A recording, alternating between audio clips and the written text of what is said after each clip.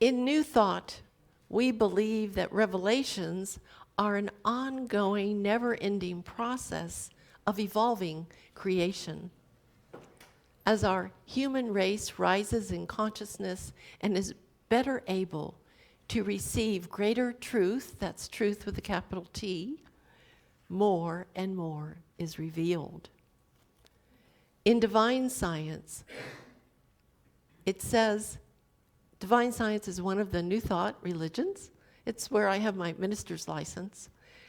Revelation is not the making of new truth, small t truth. It is the uncovering of the ever-present truth, capital T truth, as we are able to see and hear.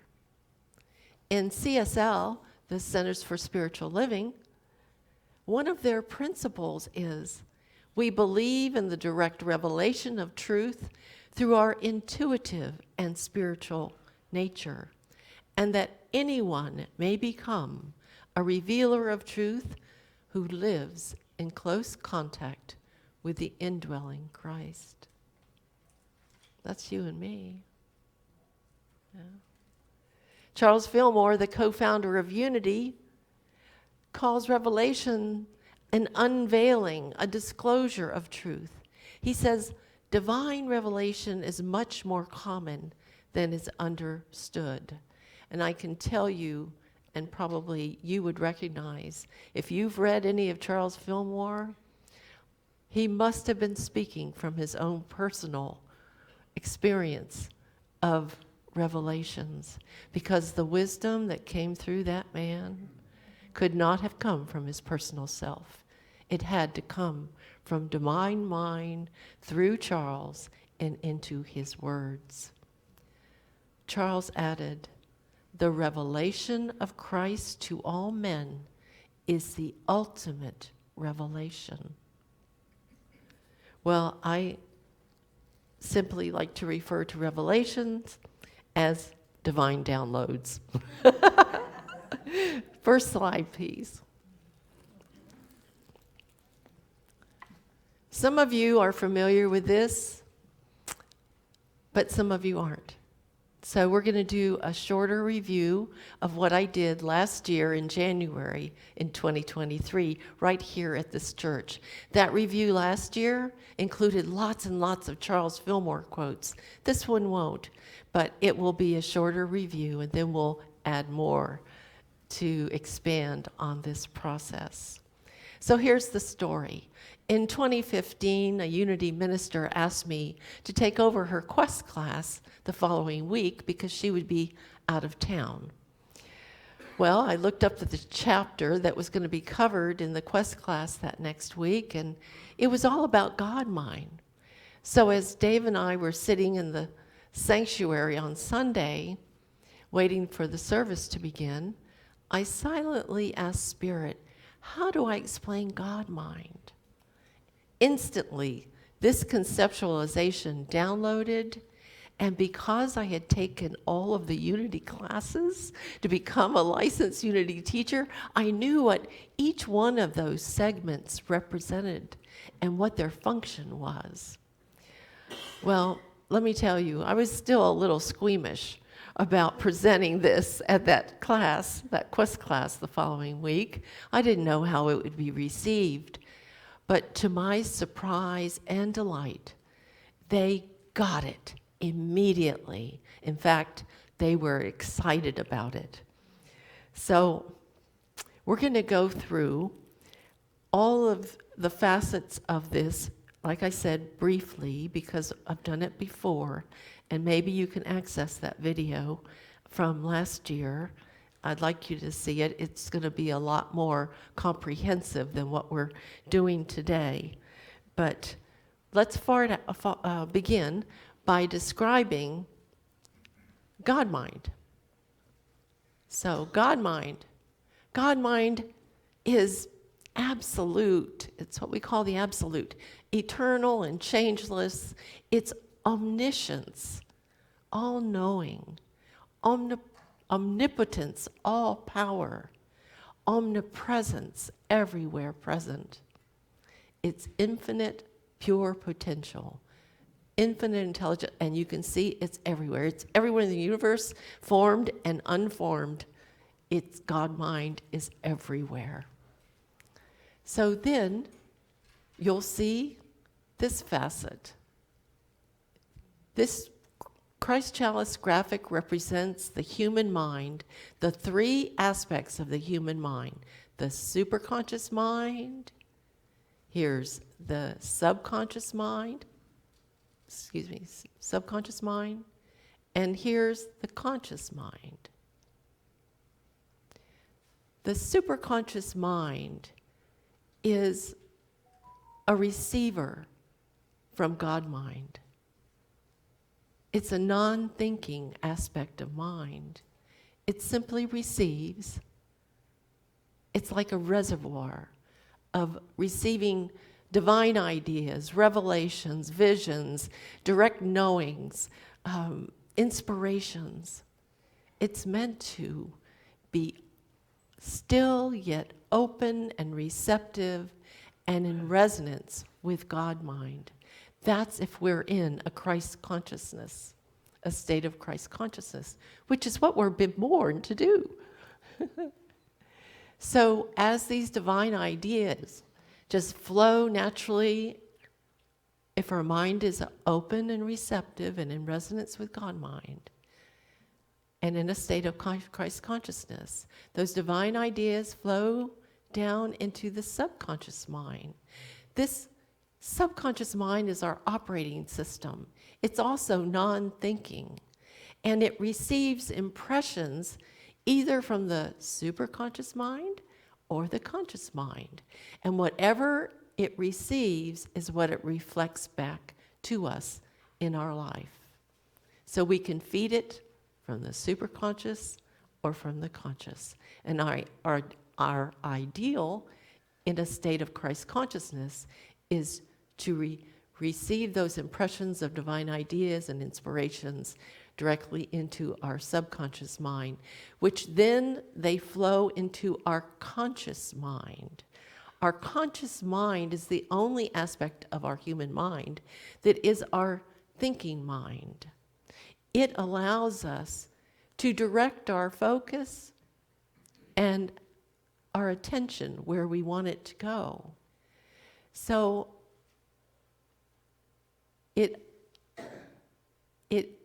Charles Fillmore advises us that the conscious mind should only take directions from the superconscious, because the conscious mind is meant in a Christ conscious state to bring those divine ideas all the way from God mind through the superconscious mind down to the subconscious mind into the conscious mind and then out into this relative world. This is our world, right?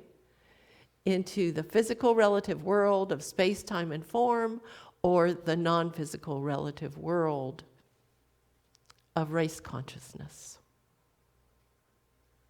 That is the ideal. That's how we were created. We are a part of God mind. We are essential for the process of creating heaven on earth.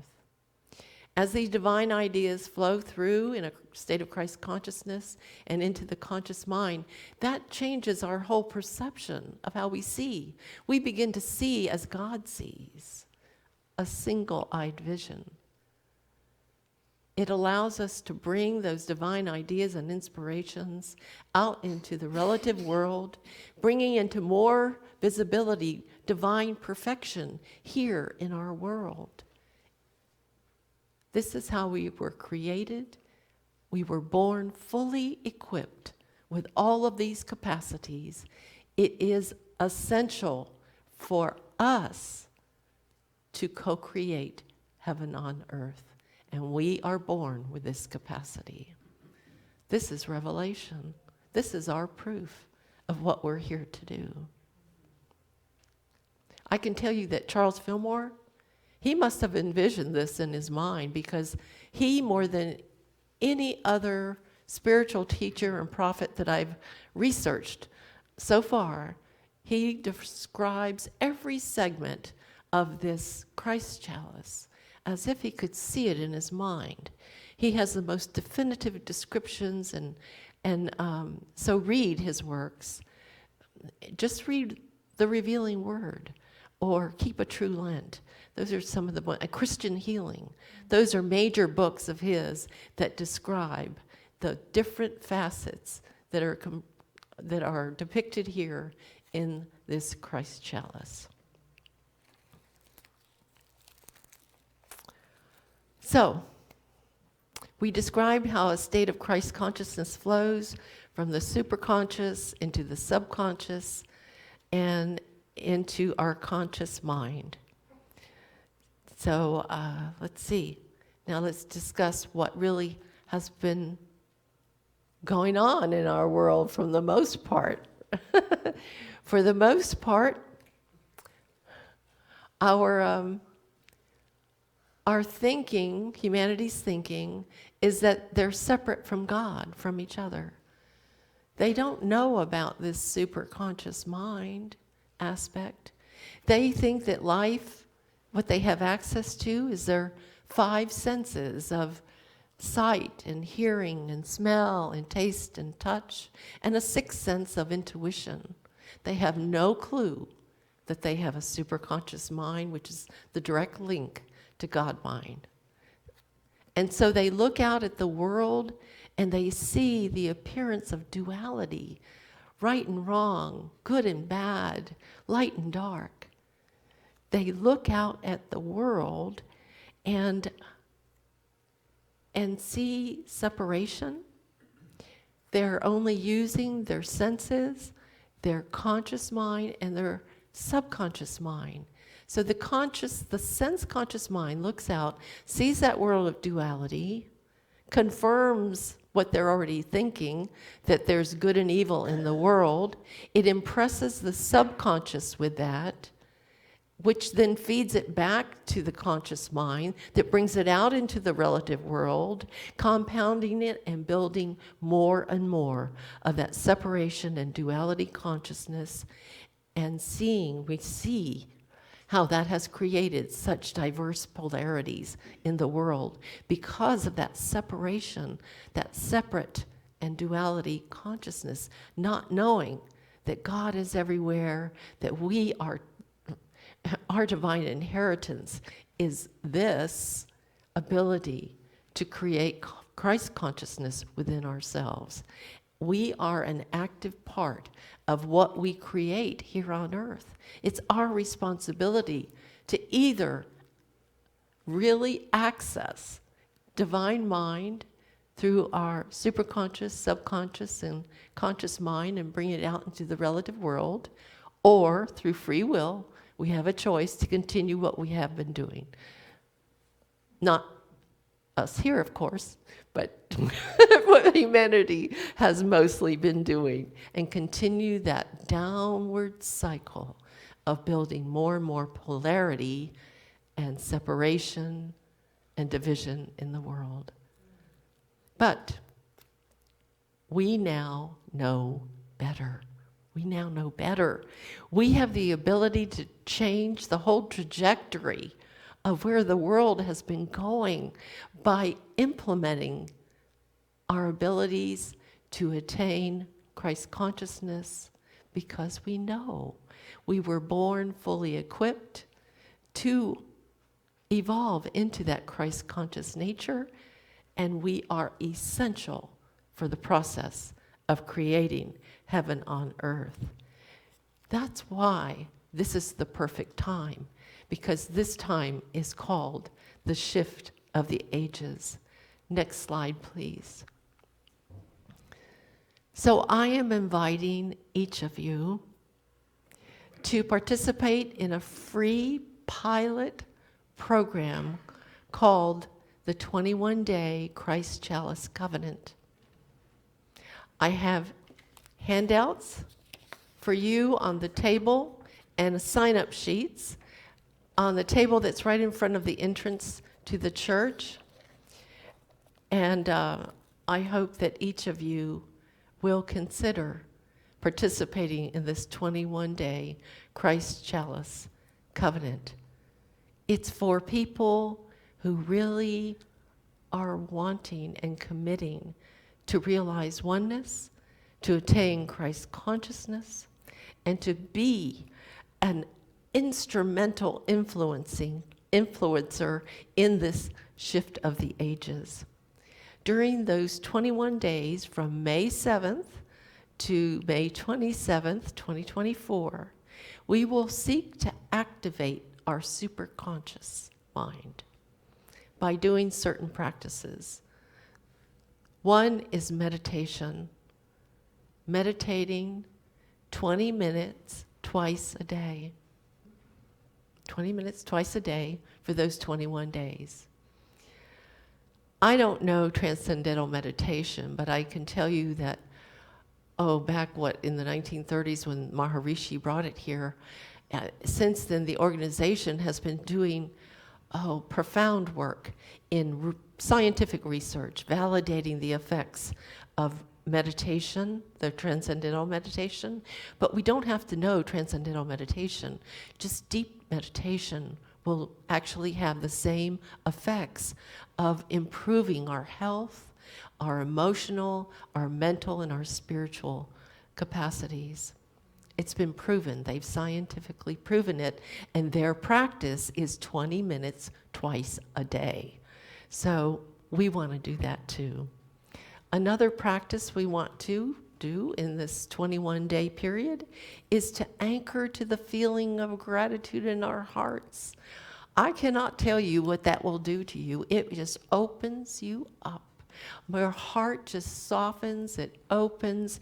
You become a different person. You become a person whose vibration is just wanting to give. You become a generous giver, a sharer. You want to connect with people, and on and on and on. And you will see evidence of it changing your life as you anchor to the feeling of gratitude in your heart. From there, it opens the door to love, to joy, to bliss, to prosperity. So that's one of our practices. Another practice is to align our mind with the divine all the time. Now, we'll start out slow. Align your mind to the divine. Has anyone ever heard of The Golden Key by Emmett Fox? Yeah. In fact, there's some unity. Emmett Fox was a profound divine science teacher who talked to 5,000s every week in New York. And he was also very good friends with Charles Fillmore. He allowed the Fillmores to publish The Golden Key. He's an author, but The Golden Key is what he's best known for. And it's the simplest of practices. Boiled down, the Golden Key is this. Whatever your problem, no matter the difficulty, stop thinking about it and think about God instead. That's why we want to align our mind with the divine all the time. There's also a little, and the church can get more of these from Unity. You have some on the turntable out there? Okay. I don't know if there are turnstiles. Yeah. But we can order more and have them for you. So there's also this little mindfulness practice called looking for light, where we keep our minds searching only for light and good and God in every situation and circumstance. You use it like a game that every time you see light, it's like spirit reminding you, here I am. And it impresses us with a knowing of omnipresence, that God is everywhere present. So it's a little game to play between your meditations and your prayer times.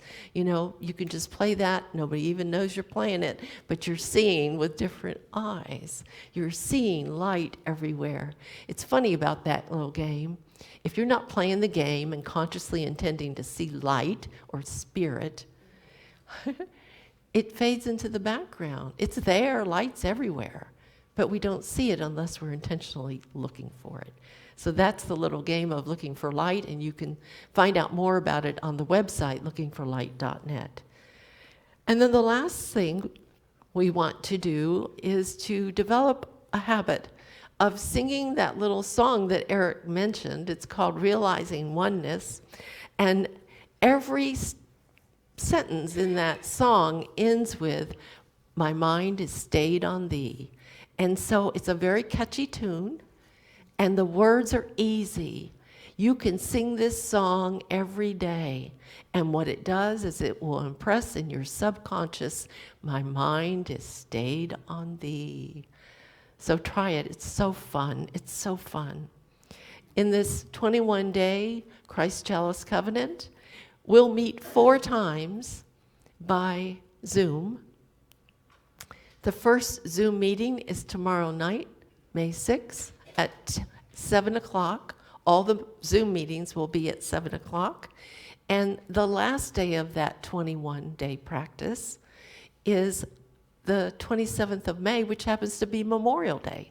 So we have reserved a classroom here for all of those who would like to meet in person from 2 to 4 here at the church.